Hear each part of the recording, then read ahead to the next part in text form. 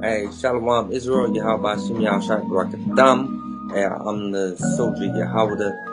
Just really quick, I know we just came out of this so-called Black History Month. So I just want to do a little recap of not Black history, but Negro history. We're gonna get into that. You might be asking me, hey, what's the difference between Black history and Negro history? Well, I'm about to break that down for you and let you fully understand. I'm gonna take you on a journey. I just need you to keep up and follow me to the children. One of my favorite quotes is by Malcolm X. He said, "Why would you allow your enemies to teach your children?" All right, that's one of my favorite quotes. And so, first of all, Sons of Thunder is a Bible school, right? We are here to learn the word. We are here to equip ourselves and to be able to pass this knowledge on with our family members, to be able to teach again our children and let them know first and foremost that we serve the one true living power, right?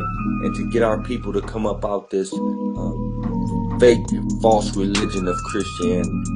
Okay, so if you want to go ahead and grab your Bible, you can grab your Bible. You can grab your 1611 King James. Grab your Apocrypha.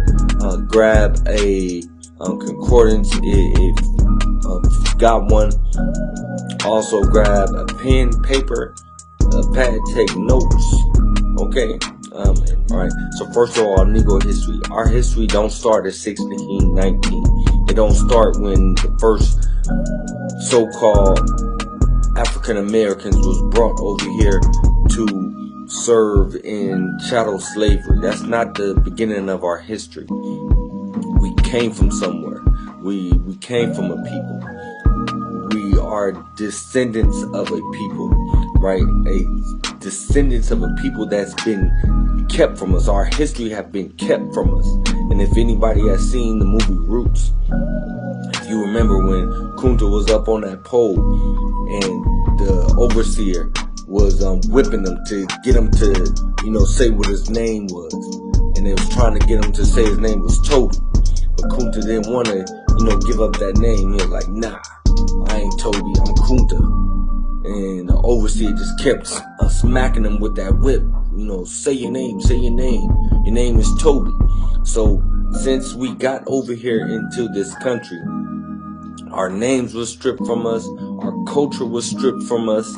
Everything about us was taken, right? And it was a reason that was done, right? It was a purpose that was done, right? And the reason, the purpose that it was done is so that we would forget who we are, where we came from, so that we would forget our traditions, our customs, right? So that we would stray away from our heritage, because we are dealing with some crafty counsel. We are up against crafty people. We are up against a base man, a lying man that has been upset and angry over the fact that he lost his birthright. At the end of the day, that's what it boils down to. He lost his birthright. Yo, I just finished watching the movie. What's that?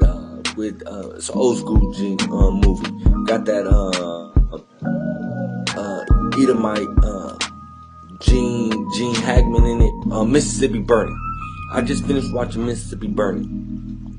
And in that, it's this one scene where, one Edomite, he looks at Gene Hackman's character and he said, why is there so much hate? Why do they have so much hate? And the reason why there's so much hate, why they hate us so much, is because they lost their birthright. We got the birthright, and they're angry at that.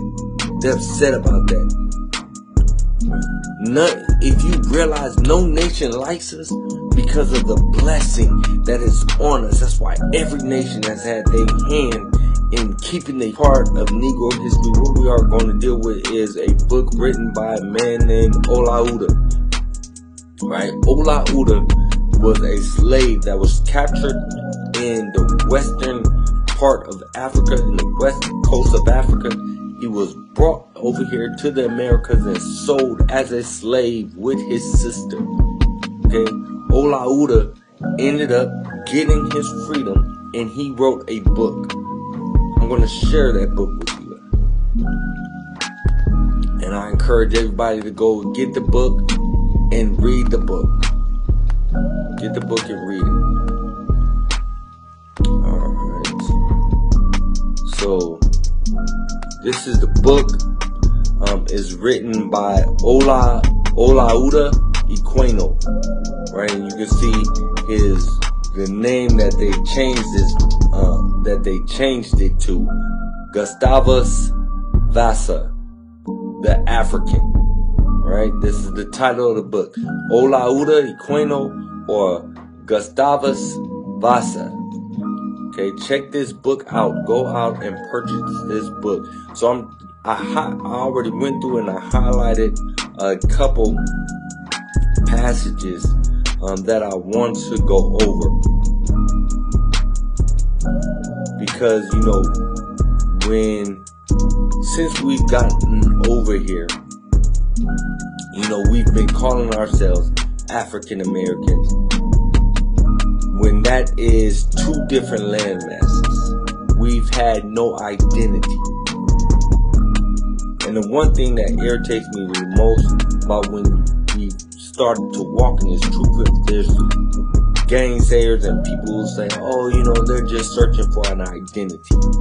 That's why they're trying to call themselves the Jews. Or that's why they're trying to call themselves Israel. Even though there's archaeological evidence, there's historical evidence, and primarily there's biblical evidence that tells us who we are. Yet they still scoff and they still try to come up against us. Okay? But anyhow, it's not that we're searching for our identity. We found our identity. We know who we are. Okay? This book is one of the books, an historical document that from a man who was taken from the land of Africa and brought over here to this continent and sold as a slave, right? Who writes about the traditions of his people. And so we're going to start right here. This is page 93. It says, some of our offerings are eaten with, in fact, I'm just going to go back to, let's start right here. It says, and when any young animals are killed, sometimes they offer a part of them as a sacrifice. These offerings, when made by one of the heads of a family, serve for the whole. I remember we often had them at my father's and my uncle's, and their families have been present. Some of our offerings are eaten with bitter herbs. What feast does that remind you of? Some of our offerings are eaten with bitter herbs. Sounds like Passover, right? Because we're supposed to eat Passover with bitter herbs. Alright, I'm going to jump down. It says, we practiced circumcision like the Jews and made offerings and feasts on that occasion in the same manner as they did. Like them also, our children were named from some event, some circumstance, or fancy foreboding at the time of their birth. I was named Olaudah, which in our language signifies vicissitude or fortune also, one favorite, and having a loud voice and well spoken. Okay, so this man was named after an event, or he was given his name because of an event, right, at the time of his birth. We can see that in the text. When they were given names to the 12 tribes of Israel. When they was given names to the sons who became the heads of the 12 tribes of Israel. So the people that this man, Olaudah, came from practiced the same customs as the people of the book. Right? And in fact, I'm going to go ahead And we're gonna get a passage really quick, because I mean we know this, and this is milk, but we go get into it. Let's see.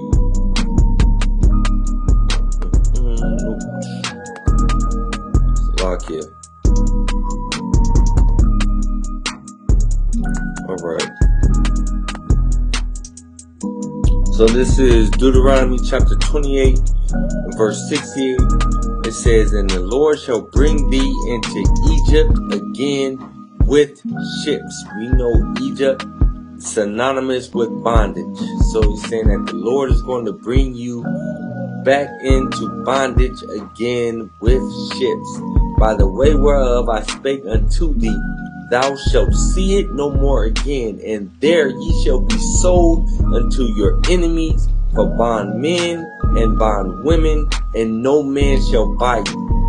Right? So we got Olaudah here, who was sold along with the rest of our forefathers, along with the rest of the people from our nation, that was taken from the west coast of Africa and brought over here on cargo slave ships.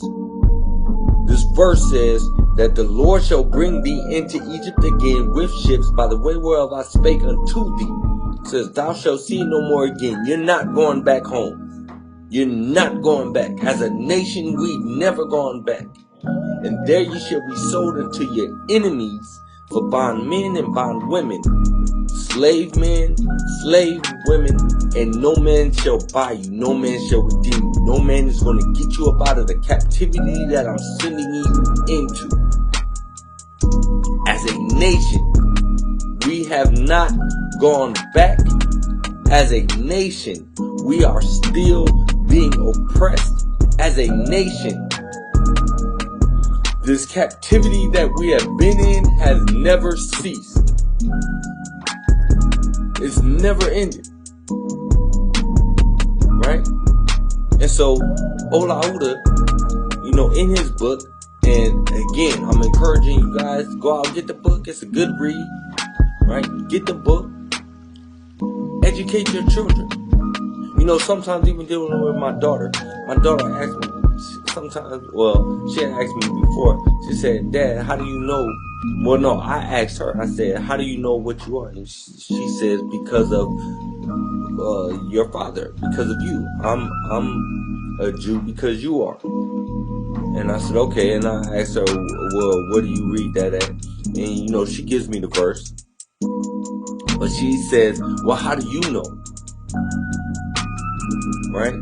So then, again, we take them through the scriptures, and this is our first and primary source, but we also have other evidence. Again, we have historical evidence, right? We got archaeological evidence. This book is a historical document from someone that was taken from the land, brought over here, who says that his people, whom he was taken from, have the exact same customs of the people of this book. Right? That curse that we just read fits his people, fits us. So when you're reading this Bible, when you want to, in fact, let me get it, because I don't want to just speak my own words here.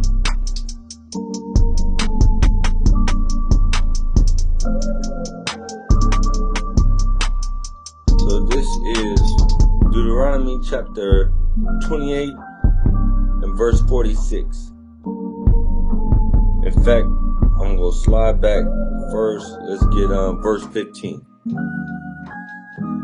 This is Deuteronomy 28 and verse 15. It says, "But it shall come to pass, if thou wilt not hearken unto the voice of the Lord thy God, to observe to do all his commandments and his statutes which I command thee this day, that all these curses shall come upon thee and overtake thee.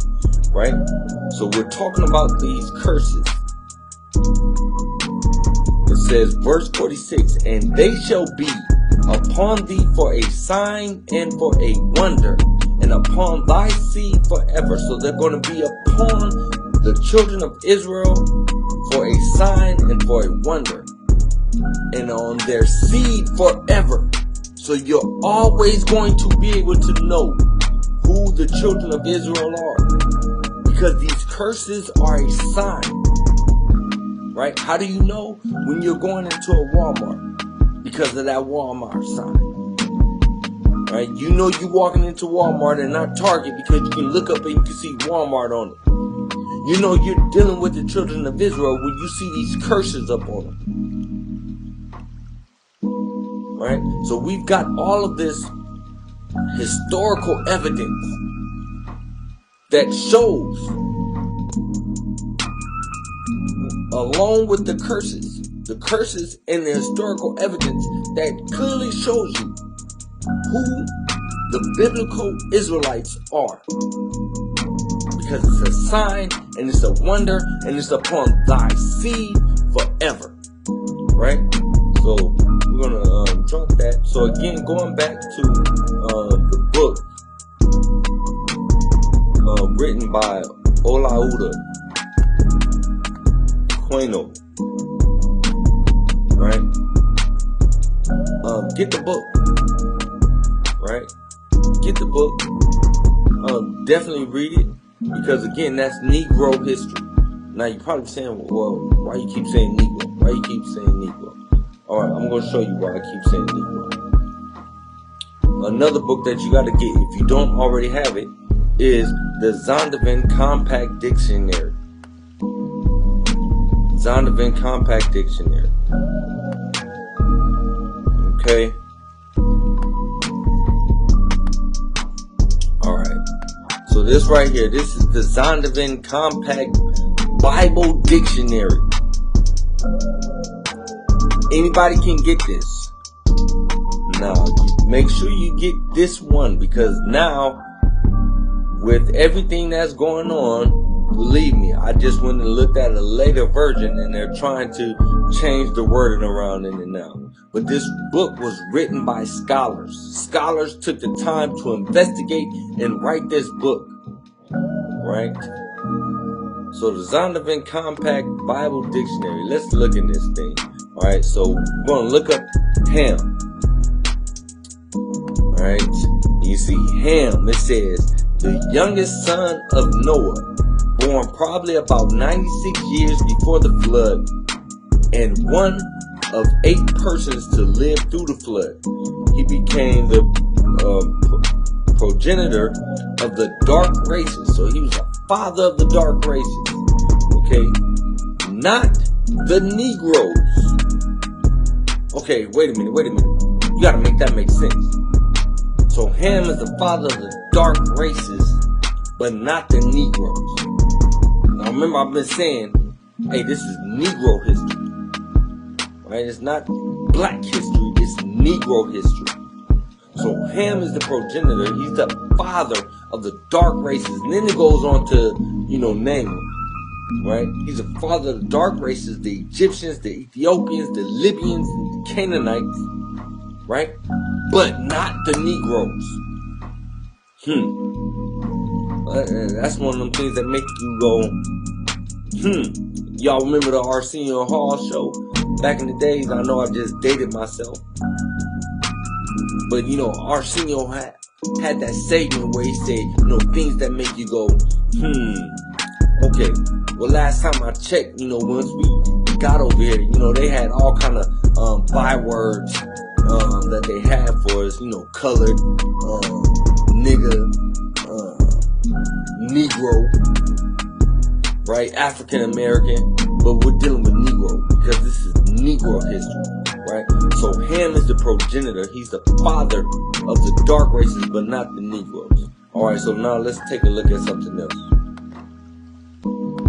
Alright, because Olaudah done already told us that he was stolen from Africa. Okay, he was stolen from the western part of Africa, him and his sister, and was brought over here as slaves. right? Olaudah told us that the customs of the people of the Bible are the same customs that his family had, that his tribe had. These are things that they practiced, right? Before colonization, before Esau got over there and did what he did, right? They was already practicing this. So we're gonna look at another slide here as we get into this Black history, so-called, right? Salaki, bear with me for a second, Israel. There we go.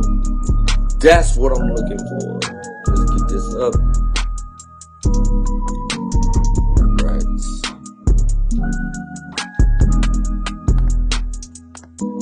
Alright, so this right here, it says, this is a new and accurate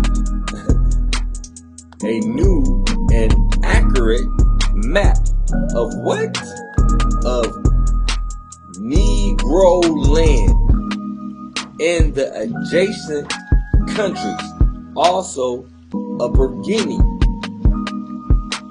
okay, showing the principal European settlements and distinguishing WCH belong to England, Denmark, and yeah. Key accurate map of Negro land. Now again, the Zondervan Compact Bible Dictionary said that Ham was the progenitor, he's the father of the dark races, except for the Negroes, right?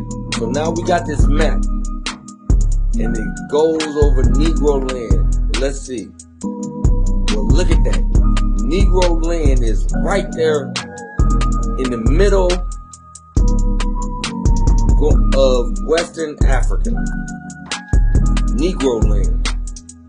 Let's see if we can zoom in a little bit more there. What is it? Oh, well, would you look at that? I see Judah there. Right? Right over here in the Gold Coast. It don't just say Judah neither. Right? It says, it's got a, this is the kingdom of Judah, or Weda, right? Right here in Negro land. So Ham being the progenitor, the father figure of the dark races, except for the Negroes, right? Here we have Negro land. This is where Olaudah was taken as a slave and brought over here to the Americas.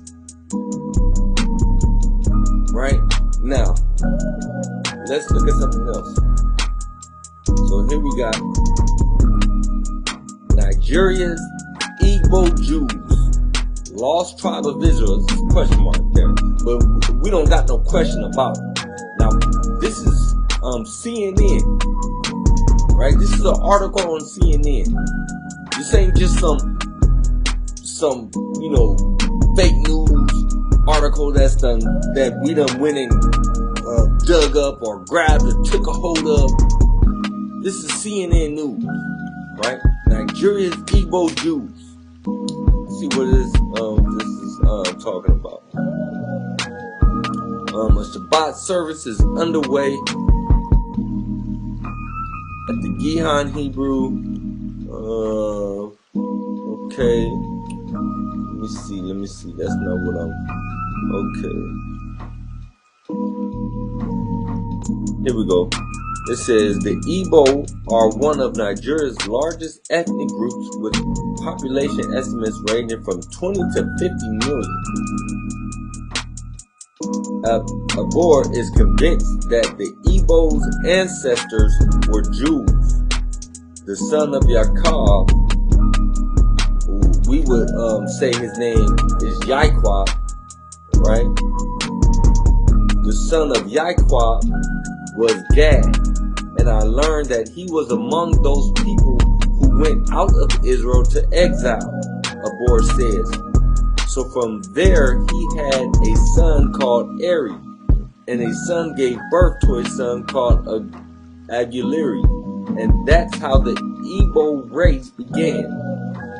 From generation to generation, some Igbo have passed down various versions of a migration story framed around Yahweh, a patriarch of Judaism. A popular version of the narrative holds that Gad, the seventh son of Yahweh, had 3 sons who settled in present-day southeastern Nigeria, which is predominantly inhabited by the Igbo. Those sons of Eri, Arodi, and Arieli, I ain't pronouncing those right, I already know, as mentioned in the book of Genesis, are said to have fathered clans, established kingdoms, and founded towns still in existence in southeastern Nigeria today, including, I'm not even going to try to pronounce it, right? But we see that there are still our people over there. Our people are still over there. So when I say, you know, Negro history, this is the history that I'm talking about. Understanding who we descend from. Understanding that they're still over there and they still know who they are. They still know where they come from. They still know their migration routes. So we gotta stop letting people define who we are. Stop letting these other races, stop letting these other nations define who we are. And just like the book says, it's time for us to wake up. Because now it's high time. Our salvation draws nearer than when we first thought. Right? We are waking up. Our people are waking up every day. Our people are waking up. This awakening is happening throughout the globe, throughout the earth. This awakening is happening. And there's nothing that anybody can do about it. There's nothing that they can't stop it. I don't care how hard they try. I don't care if they try to lock us up or whatever they try to do. This truth is going to go out. And when this gospel has reached, you know, the 4 corners, then the end shall come. Right? Because we know it's not, it can't be the gospel of Christianity. Because that's the largest religion in the world. We already know that's got to be off. Because the scriptures say that narrow is the way, right, that leads to life, and few find it. So it can't be Christianity, because that's the largest religion in the world. Most followers, right? Went 30 minutes, I didn't want to be that long, but hey, Shalom Israel, remember, get these books. Hey, teach your children. You got to teach our children. It ain't nothing more beautiful than to see, you know, an Israelite who's known nothing but our way of life. You know, I wish I could have grown up in this. You know, and I'm trying to, you know, teach my daughters now and get them to love their heritage, love who they are, to be that set apart nation, to not do what the rest of the world is doing. I wish I could have grew up like that. I wish I would have had this knowledge so much sooner, to where I could have raised my daughters up by. But you know what? We got bruised walking in this truth that's doing it. That's raising up young kings in this truth that's known nothing but. It's a beautiful thing, Israel. But yo, again with that, you know, Shalom, Soldier Yehuda, Yahweh Bashim Yahweh Shai Barakatham, Shalom.